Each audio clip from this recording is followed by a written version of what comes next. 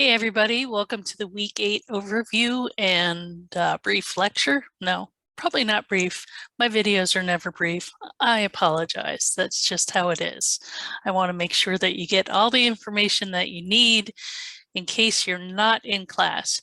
So hopefully everything's going well for you, but let me dive right into this. So we will start by taking a look at our Blackboard page. And for some reason, I'm on week 7 here, so excuse me while I get to the right week. All right, here we are in week 8. Week 8, which is the third week of this rhetorical analysis unit, means that we are in the rough draft period. So the assignment for this week is the rhetorical analysis rough draft, specifically the audience analysis. So you've been preparing for this, you've been thinking about, you summarized those 3 essays, Disability by Nancy Mayers, Cultural Baggage by Barbara Ehrenreich, and April and Paris by David Sedaris. So you've summarized those 3 essays. You have written about one possible audience for each of those essays. So now your job here is to select one of those essays to write about. And you're going to think about 2 possible audiences to whom the author may be writing, and that's what it says right here. So you can use your work from week 7 as one of the audiences. Then you just need to think about another audience. So you'll need to identify at least one more audience. And remember, I don't want you to say a general audience. I want you to be specific as you possibly can. Your introduction should identify the author and title of the article, as well as the 2 audiences that you will discuss. Your introduction should also engage your reader. And of course, we've been talking a lot about introductions in this course, how to make them really engaging, how to hook your reader, how to keep your audience's attention so that they'll actually read what it is that you have to say. And of course, now we're starting to think a little bit more about thesis statements. In the narrative, the thesis statement was a little bit vague. It wasn't as important as it is in this rhetorical analysis assignment. So I'm asking you here that the thesis statement makes some kind of value judgment regarding something about the audiences. You could focus your thesis on why those audiences were selected, or how well each audience is addressed by the writer, or how similar or different those audiences seem. You could go with a bunch of different ideas as well, as long as you're discussing the audience. And the body of the essay should deal with each audience as a separate entity. Don't mix the 2 because you can confuse your reader that way. Also, your body paragraphs, you're going to be using some of those quotes that you used in your audience analysis from week 7. So you may have to find more quotes because you were taking quotes from each of the essays. And now I'm asking you to get more quotes for each audience that supports your audience. And I do have some organizing suggestions that I will discuss in a little bit. But I just wanted to get through this rhetorical analysis rough draft assignment. You scroll up to the top of the page, that is due Sunday, October 24th. If you need some extra time, you know what to do. Email me, say, hey, I'm having a rough week with work, or the kids are sick, or I am just stressing out about all my other classes. Just contact me and we can make arrangements. If you don't get in touch with me and you don't submit something in by the due date, then I'm going to think that you're just blowing things off, which, maybe you are, maybe you're not. But if you at least contact me, even if you're blowing things off, you still have a little bit of time, right? Okay, that is out of the way. We have some Purdue OWL MLA information. Oh, I left out one important point here. Since you'll be using direct quotations from the readings, you need to know a little bit about MLA format and citation to document your sources.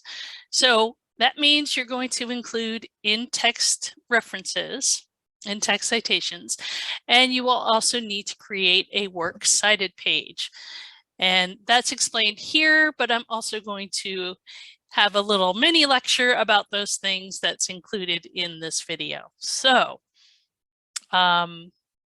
it's draft, so don't worry if documentation isn't perfect. We're going to correct that during the process. I'm going to help you learn how to do things according to the MLA style guidelines. Don't freak over it. It's okay. All right, that said, this is week 8, and this is all the information that you need to get started with the assignment. Next thing, let me stop sharing that for a second. The next thing is, well, let me see. So my plan for those who are in class this week is to have a kind of a brainstorming activity where we all think about the possible audiences that each author was trying to reach. So hopefully I'll have some board work up and I'll get those notes posted and you'll be able to see them so you get the benefit of the class discussion. So I said that I would show you, I have a couple of handouts that I've prepared for the week, and one of them is how to help you organize the essay. So let me open that up and share it with you. And so here we are, we have a PDF, it's called Organizing the Rhetorical Analysis. So as I told you, I'm a big into outlining. I think outlining is a great way. It's a great organizing principle, but I do realize that that does not work for everybody, that all writers have different ways of going through the process. And for some people, outlines just are not it. However, I do like to at least put it out there. I'm not going to force you to do it, but at least I think it's a way to get you into the whole idea of having a logical connection between ideas. So here's the proposed outline. You start with your introduction, of course, right? First sentence is your hook. You want to grab your audience's attention. So now it's your job to figure out how to do that. What would be the best way for you to begin? Do you want to begin with a question? Do you want to quote something?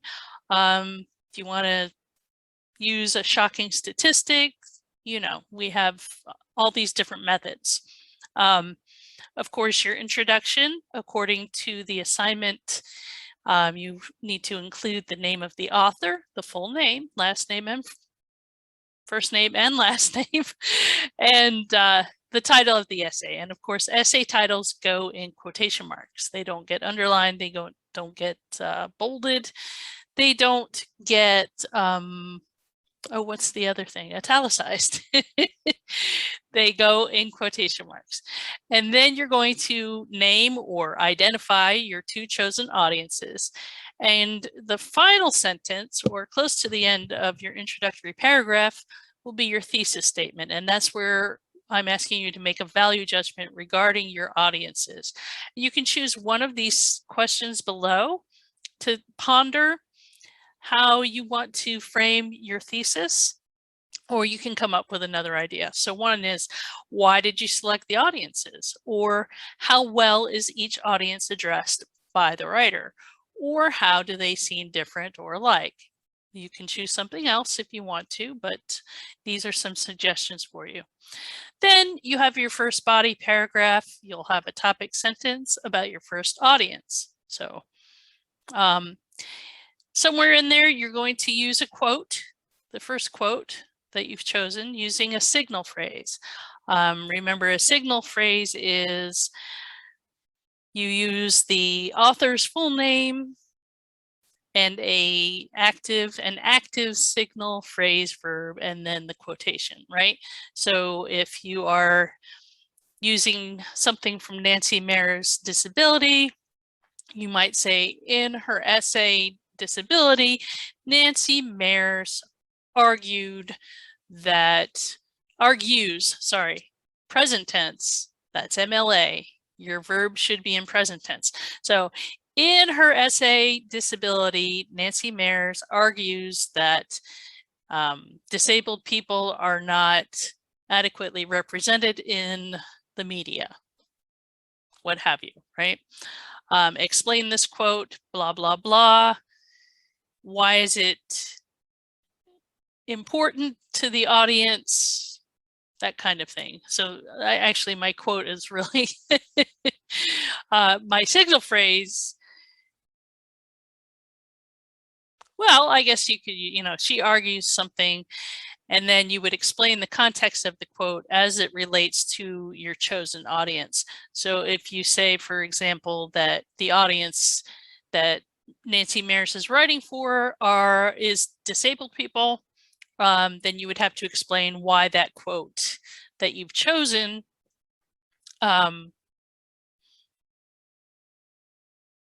is relevant. And then you have a transition sentence. And the way transition sentences work is you try to utter a phrase or restate it in the paragraph that you're transitioning into. And I'll explain that a little bit further down the road. That's why I have transitioned in 2 places. And then you would have your second quote using a signal phrase, explain the context of that quote as it relates to the audience. And then you're going to have a different kind of transition. Well, you transition to your second chosen audience. So your topic sentence of body paragraph 3 is going to be about the topic, the second audience. And then you repeat the whole spiel for body paragraph 3, body paragraph 4, using your chosen quotes. You can use more than a quote per paragraph. It's really up to you. I want you to choose at least 2 quotes per audience. So work with that. And then of course you have your conclusion where you restate your thesis and wrap things up and summarize essentially what you've written. So that's just the outline format. You could also organize using a table if you'd rather. Some people don't like outlines. Some people prefer to draft using a table or a chart. I had a student last semester who, instead of submitting a written rough draft, which is usually what we expect and what most professors probably would have marked the student off on, she presented her draft in a chart form, and it was actually very well organized. For some reason, the lines didn't come up when I save this as a PDF. I wonder why. So anyway, you can make a chart or a table with paragraph, the information, and then the quotation or evidence you're going to use. And then you would list which paragraphs you are in this column, and then the information that paragraph is supposed to do. So for the introduction, your hook, if you already have an idea for your hook, you could write that down here. The fact that you need to include the author's name, the essay title, and identify the audiences, and then have a thesis statement, right? And of course, in your introduction, you're not going to use any quotations or evidence to support your argument or support what it is you're writing. And then we go down to the first body paragraph, where you'll identify the first audience, explain the quote. Then you would write your quote over here, introduce with a signal phrase, so on and so forth. So a different way, it's still the same information, it's just organized in a slightly different way. So if you find these things might be something that works for you, go for it. So that's organizing the rhetorical analysis. Okay, let's see here. So our in-class activity following that explanation of the outlining principles or the organizing principles would be to actually get to work on the introduction at least, and maybe having some idea of what audience is and that kind of thing. So it's more of an in-class writing exercise. If you get your introduction written, if you use the time that you would be in class and you get your introduction written and you want me to look at it before you submit your rough draft, I'm happy to do that. Just send it to me through email. Don't try to submit it in the assignment area of Blackboard, because then I have to fiddle around with all the settings and make sure that you're able to submit the paper. So it's much easier if you actually just email me the document and I can take a look at it. Okay. Okay, so we're gonna talk a little bit about signal phrases, about MLA citations, and the works cited page. So let me remind you, I do have a PowerPoint, and I'm not going to walk you through it for this video because I did do it once before. There is a video up, and there is this PowerPoint as well. So make sure that you review this. This is in the resources for week 6. I may actually copy it over into this week so you can take a look at it and you don't have to hunt around for it. So if you don't find it in this week's folder, it is in the resources for week 6 folder of the rhetorical analysis, and it's the signal phrases video and the signal phrases PowerPoint. So the video is just me talking over the PowerPoint.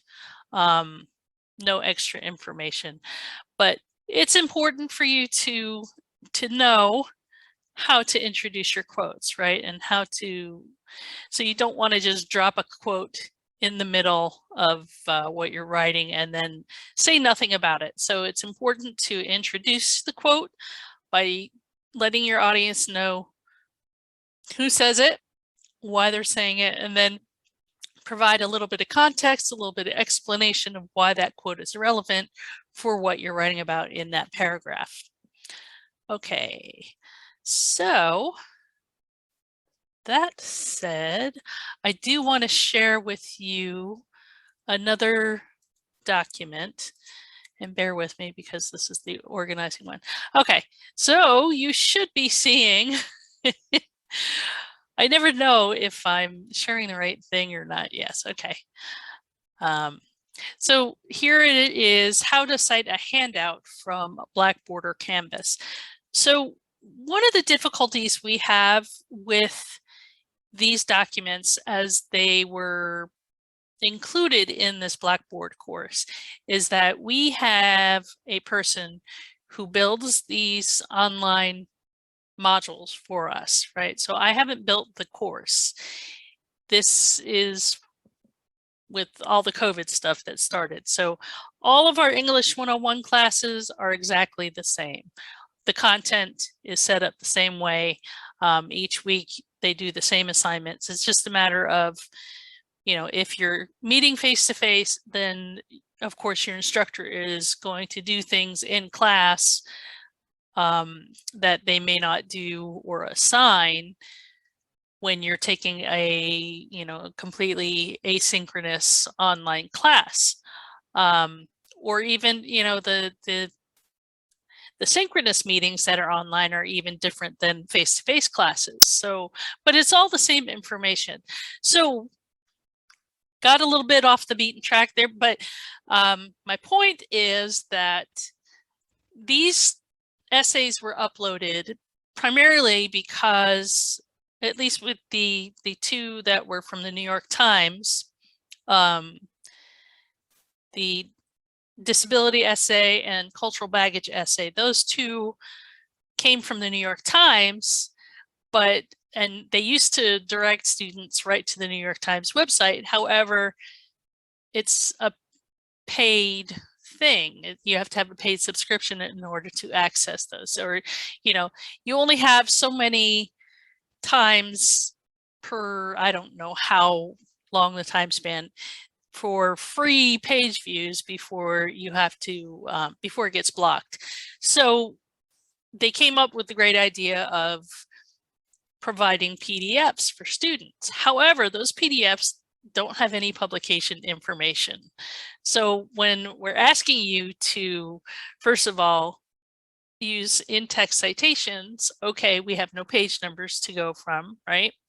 But also a works cited page. Well, how the heck do we cite handouts from Blackboard or Canvas? So I made this because I was interested myself. I wasn't quite sure how we do this according to MLA style guidelines. So I made this handout after doing a little bit of research. So it can be hard to figure out. I mean, it was hard for me to figure out how to cite a handout or of a reading that was provided in your course learning management system, such as Blackboard or Canvas, that was not authored by your professor. So I know how to, I have a vague idea of how to cite handouts that are authored by a professor, but so how can we find out that important information if it's not provided? So one thing you can do is ask your instructor. You can ask me how they want the reading to be cited, and I have that information down below. Another is to look for the original article online. Of course, we have that problem of not being able to access most of those articles, the two articles. David Sedaris's article you can access through the New Yorker. So it would be perfectly acceptable for you to, Google the author and the title and try to find a more easily cited handout, right? A more easily cited file. So anyway, that being said, I thought, well, I'll go to the MLA and see what they say about it. So this is, I went to the Ask the MLA website, and here is what they have to say about citing handouts. So to cite a book chapter or an essay that your professor uploaded to a website or to the course management system, you list the author of the chapter and the chapter title or the essay, and then list the title of the website as the title of the container, similar to like if you're using a database, that kind of thing. Not the title of the book, since you found the chapter on the website rather than in the book, or not the title of the book since you found the essay on a website within the course management system, and not where it was originally written. Since your professor uploaded the material, you list the professor's name in the other contributor slot. Now the thing is, I didn't upload the information. It was uploaded by the course builder, but I do have that person's name and I have the upload date. So I'm giving you the information. It's not information that you would easily find if you were just going on what we have in Blackboard, right? So then you list the publisher of the website, which is Cincinnati State, and then the upload date, if known, and the URL, okay? So here we go, right? This is the example. So they have the author's name, the title of the chapter, then they have the title of the course management system or the learning management system, which is Blackboard, comma, then uploaded by, and then this would be the professor's name, whoever uploaded it, the date that it was uploaded. Notice the date is day, abbreviated month and year, comma, and then the URL for where it would generally be found. So following this format, I came up with the formula here: author last name, comma, first name, period, essay title, period, in quotes, italicized learning management system name, we have Blackboard, right? Uploaded by professor's full name, And it's not me, but I will give you the person's name. And then the upload day, month, year, comma, mycstate.cincinnati-state.edu. Okay. Probably as clear as mud. However, here are the online publication citations from New York Times and from the New Yorker. And this is what it looks like for your work cited. And I'll tell you about works cited in a moment.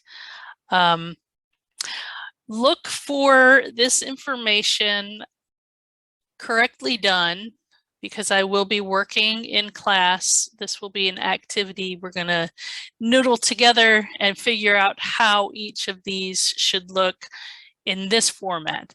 This is how it looks when you're citing from New York Times or the New Yorker. However, I want the class to use the Blackboard and my cite. So look for another, either a screenshot of the board, or if I actually make a thing of notes for you, then I will have that up. But I promise to have that up after we meet for class. So that's just an explanation of how to cite a handout from Blackboard, and it will make more sense once you see how it should look for our course. Okay. Oh, this is getting long. So I'm going to end this video here, and then I'm going to start another presentation just on the MLA citation and works cited page, because Purdue OWL has a nice presentation that I'm just going to walk you through, just as a kind of a preliminary introduction to MLA citation and works cited page. Okay, if you have any questions, please email me. Thanks. Bye.